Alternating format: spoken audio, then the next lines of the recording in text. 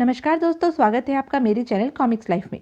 शुरू करते हैं मनोज कॉमिक्स की एक और मज़ेदार कॉमिक्स, मकड़ी रानी और नौलक्खा हार पार्ट 2। उधर डॉक्टर पूनम टीवी स्क्रीन पर सुबोध की इस हरकत को देख रही थी। वह सुबोध और अज्ञात बॉस के बीच हुई वार्तालाप का एक एक शब्द सुन चुकी थी। ओह, तो यह बात है। अज्ञात बॉस द्वारा भेजे गए जाली नोटों के ब्लॉकों का आदान प्रदान नौलक्खे हार के साथ कल सुबह पुराने किले पर होगा। इन बातों से यह भी स्पष्ट है कि टाइगर और अज्ञात बॉस के अलावा कोई तीसरा भी इस डील में दिलचस्पी ले रहा है। अतः इन शैतानों के चेहरे से नकाब उतारने के लिए मेरा मौके पर उपस्थित रहना जरूरी हो गया है। इस निश्चय पर पहुंचते ही डॉक्टर पूनम उस कक्ष से बाहर निकल गई। फिर 10 बजे डॉक्टर पूनम मकड़ी रानी के वेश में पुराने किले पर जा पहुंची। यही जगह ठीक है, यहाँ से मैं अपने चारों ओर दूर दूर तक नजर रख सकती हूँ। अब मुझे उन लोगों के पहुंचने की प्रतीक्षा करनी चाहिए। लेकिन मकड़ी रानी को ज्यादा देर प्रतीक्षा नहीं करनी पड़ी। ओह, नीले सूट वाला तो यहाँ पहुंच गया।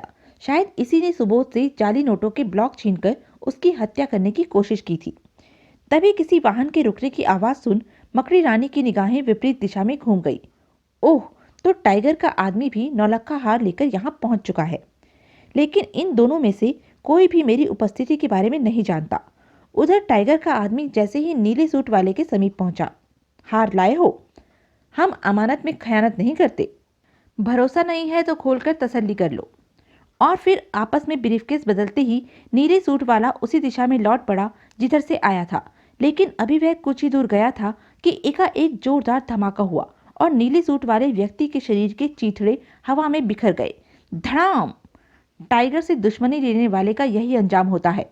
हा हा हा हा। फिर वह व्यक्ति जैसे ही वापसी के लिए मुड़ा, मकड़ी रानी का मस्तिष्क तेजी से सक्रिय हो उठा। नीले सूट वाले का खेल खत्म हो चुका है।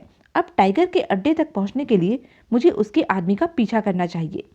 इस विचार के दिमाग में आते ही मकड़ी रानी ने अपनी कार तक का फासला तेजी से तय किया।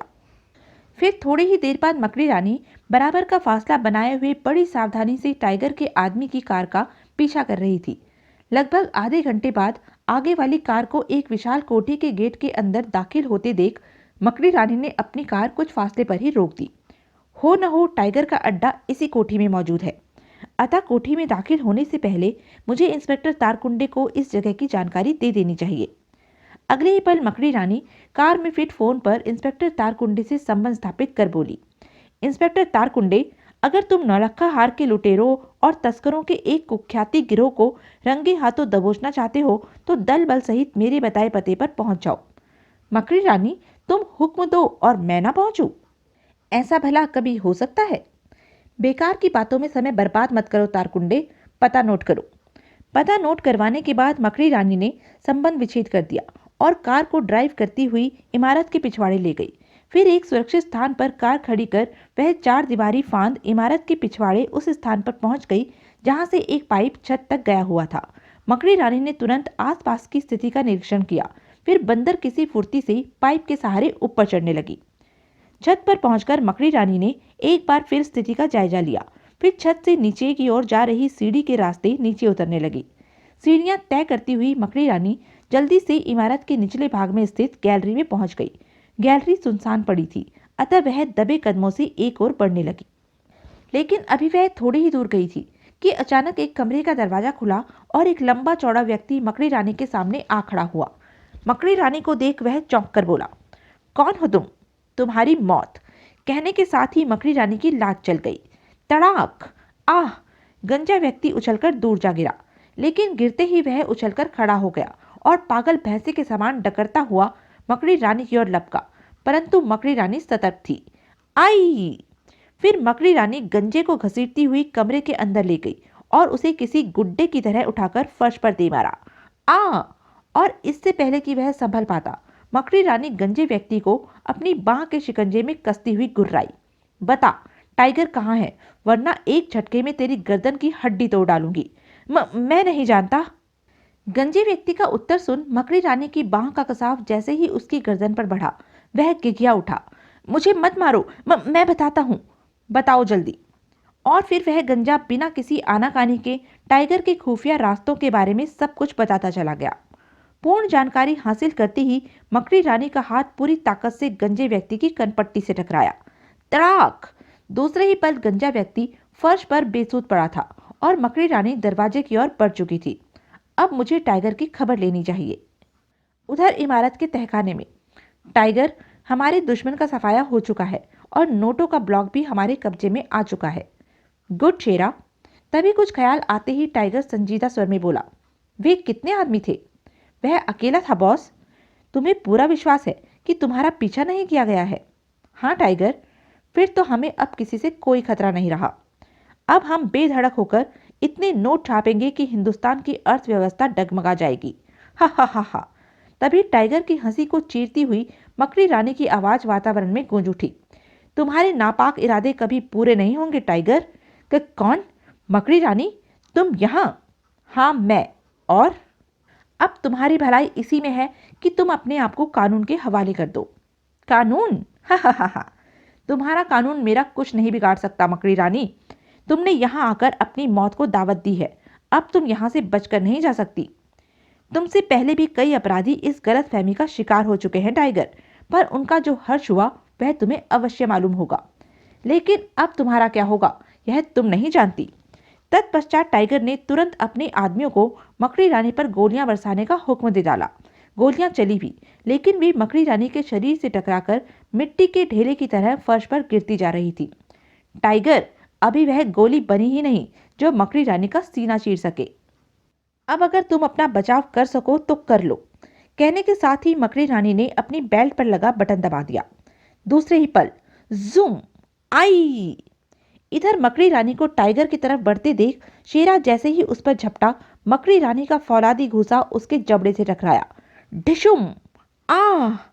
शेरा की दुर्दशा देख टाइगर अपने अंग रक्षकों को आदेश देता हुआ गरजा, देख क्या रहे हो? टूट पड़ो, यह किसी भी हालत में यहां से बचकर न जाने पाए।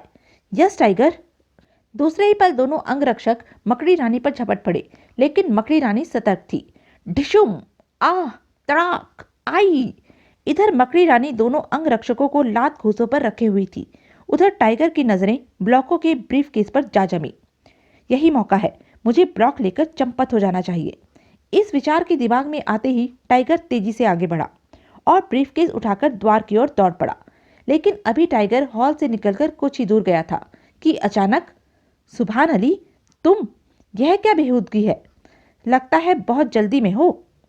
तुम नहीं जानते, मकड़ी रानी हमारे इस अड्डे तक पहुंच चुकी है, अतः अब हमारा यहाँ रुकना खतरे से खाली नहीं है। ओह, समझा। मकड़ी रानी के भय से ही तुम बिल्ली की तरह दुम दबाकर भाग रहे हो। बकवास बंद करो और मेरे रास्ते से हट जाओ। नहीं टाइगर, तुम यहाँ से तब तक नहीं जा सकते जब तक वह नौलखा हार मेरे हवाले नहीं कर देते। तुम्हारा दिमाग तो ठिकाने पर है। मेरा दिमाग तो ठिकाने पर है टाइगर, पर लगता है तुम्हारा दिमाग ठिकाने लगाने का बंदोबस्त मुझे ही करना पड़ेगा। इससे पहले कि मेरे रिवॉल्वर की गोली तुम्हारी जीवन लीला समाप्त कर दे, वह हार मेरे हवाले कर दो। उस हार के लिए मैं अपने एक साथी को खो चुका हूँ। ओह, तो यह बात है। हाँ, अब तो तुम समझ ही चुके होंगे कि उस हार के लिए मैं कुछ भी कर सकता हूँ। नीच, कमीने, धोखेबाज, मैं तुझे जिंदा नहीं छोड़ूंगा। पहले अपनी जान की फिक्र करो टाइगर। कहने के साथ ही प्रिंस उर्फ सुभान अली ने गोली चला दी। लेकिन टाइगर सतर्क था। अपना बचाव करते हुए टाइगर ने हाथ में थमा ब्रीफकेस सुभान अली की तरफ उछाल दिया। सुभान अली इस स्थिति के लिए तैयार नहीं था, अतः चोट खा गया। आह! फिर इससे पहले कि सुभान अली रिवॉल्वर उठाने की कोशिश करता, टाइगर चीते किसी फुर्ती से उस पर झपट पड़ा। अगले पल दोनों आपस में घुते हुए फर्श पर लुढ़कनी खाते चले गए। टाइगर की शक्ति के सामने सुभान अली ज्यादा देर टिक न सका। अचानक टाइगर ने सुभान अली को हवा में उछाल दिया। सुभान अली का शरीर जैसे ही फर्श पर गिरा, उसके मुंह से निकलने वाली दर्दनाक चीख से वातावरण कांप उठा। उधर टाइगर ने फुर्ती से ब्रीफकेस अपने कब्जे में किया और दौड़ पड़ा, लेकिन वह इस बात से बेखबर था कि सुभान अली के हाथ में रिवॉल्वर पहुंच चुका है। भागकर कहां जाएगा टाइगर के बच्चे? अपनी इस गफलत का मुआवजा उसे तुरंत ही भुगतना पड़ा। धाएं! गोली लगते ही टाइगर फर्श पर ढेर हो गया। तब प्रिंस उर्फ सुभान अली मृत टाइगर के निकट पहुंचा और नौलखा हार टाइगर की जेब से निकाल अट्ठास कर उठा। हा हा हा हा! अब नौलखे हार की नहीं, नोटों के ब्लॉक की भी मैं अच्छी कीमत वसूल करूंगा।